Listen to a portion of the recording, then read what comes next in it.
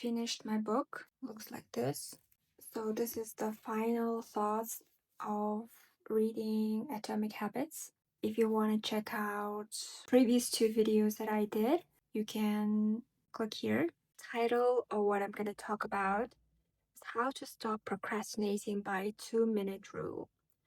So this rule states that whatever habit you're starting should be within 2 minutes, basically. For example, if you are trying to do yoga, then you should do yoga for 2 minutes only at first. And then 2 minutes is basically nothing, so you can do it. Instead of trying to engineer a perfect habit from the start, do the easy thing on a more consistent basis. You have to standardize before you can optimize. By doing the same warm-up before every workout, you make it easier to get into a state of peak performance. By following the same creative ritual, you make it easier to get into the hard work of creating. By developing consistent power down habit, you make it easier to get to bed at a reasonable time each night.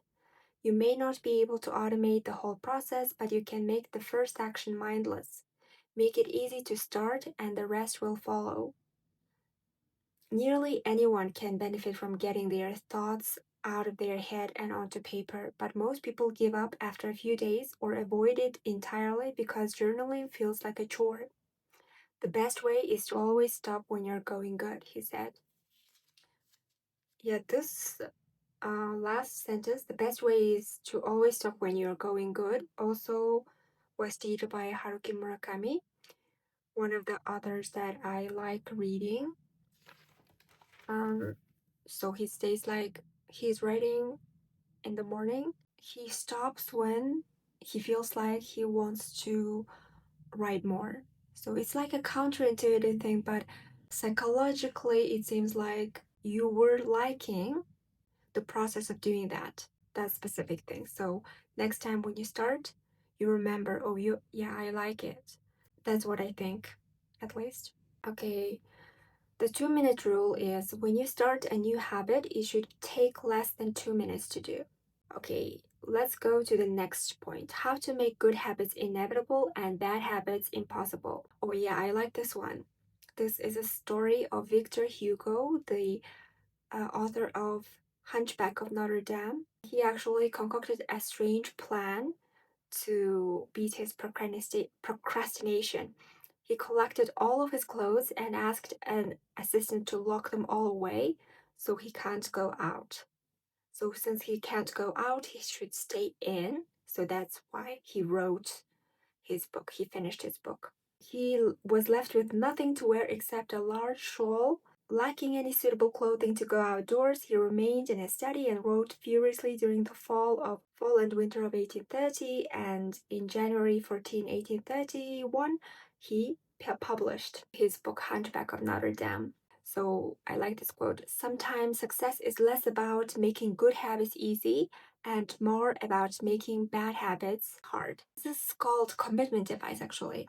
It's like a choice you make in the present that controls your actions in the future. And the Atomic Habits writer James Clear also has this commitment device to not use his social media. He did something like this. During the year he was writing this book, he experimented with a new time management strategy. Every Monday, his assistant would reset the passwords on all of his social media accounts, which locked him out on each device. All week, he worked without distraction. On Friday, the assistant would send him the new passwords. He had the entire weekend to enjoy what social media had to offer until Monday morning, when the assistant would do it again. So from Monday to Friday, no social media, so he could work without distraction. That's pretty smart. And if you don't have an assistant, you can make do, you can think of something else. And then we go into the fourth law, which is make it satisfying, make the habit satisfying. Why good habits are harder? Because the rewards are in the future. But for bad habits, the rewards are immediate. For example, smoking makes you feel calm at the moment, but years down the line, you might get some problems with your lung, but the hardship is in the future. But for good habits, the reward is almost non-existent, but the reward is in the future, like you will not get any problems with, like, with your lung, for example. The costs of your good habits are in the present, the costs of your bad habits are in the future. There's this example. One of my readers and his wife used a similar setup. They wanted to stop eating out so much and start cooking together more. They labeled their savings account trip to Europe. Whenever they skipped going out to eat, they transferred $50 into the account. At the end of the year, they put the money toward the vacation. So that's a really nice example of how you can make your good habits more satisfying. Okay, how to stick with good habits every day. One woman shifted a hairpin from one container to another whenever she wrote a page of her book. Another man moved a marble from one bin to the next after each set of push ups. Making progress is satisfying, and visual measures provide clear evidence of your progress. As a result, they reinforce your behavior and add a little bit of immediate satisfaction to any activity. And also, habit tracking is something people use, right? I actually don't like using habit tracking because, I've tried a lot of times and I failed. So whenever I see my habit tracker, I see my failure. That's why habit tracking is quite hard, but whenever possible, make it automated. For example, I do Duolingo, for example.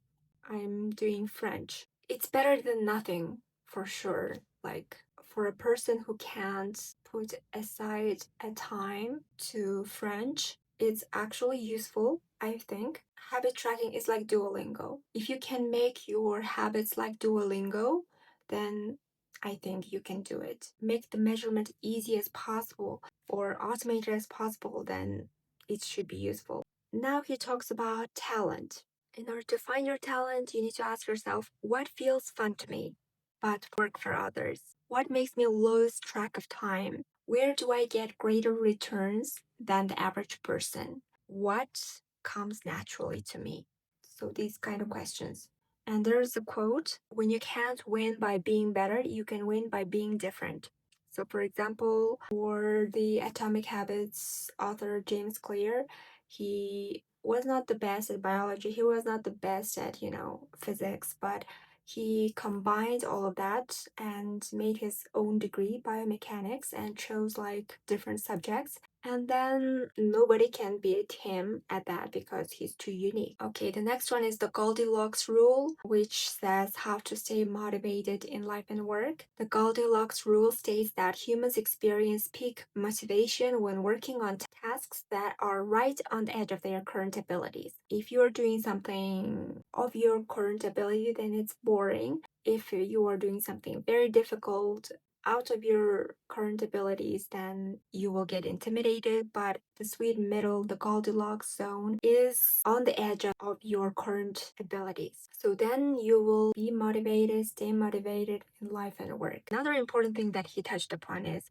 anyone can work hard when they feel motivated. It's the ability to keep going when work isn't exciting that makes a difference.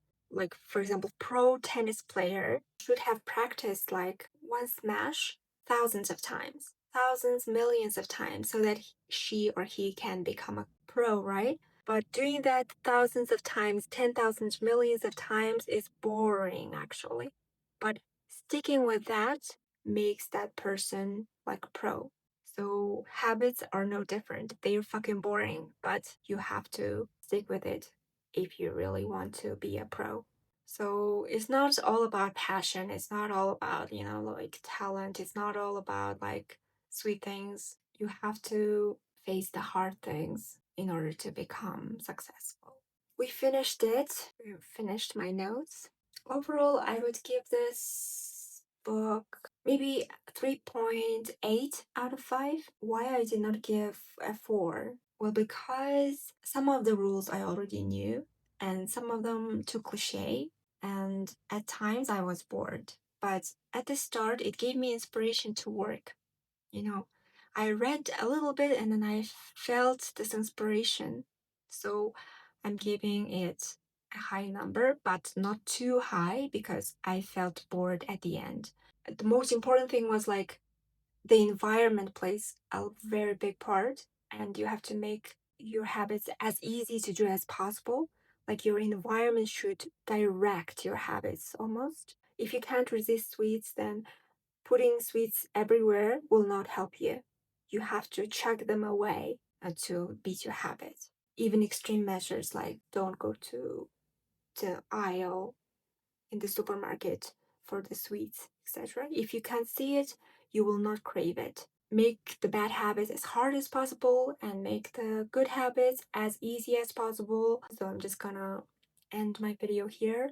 And if you had even like a little bit of like something out of this video, then I am really, really happy. That's all I can like wish for.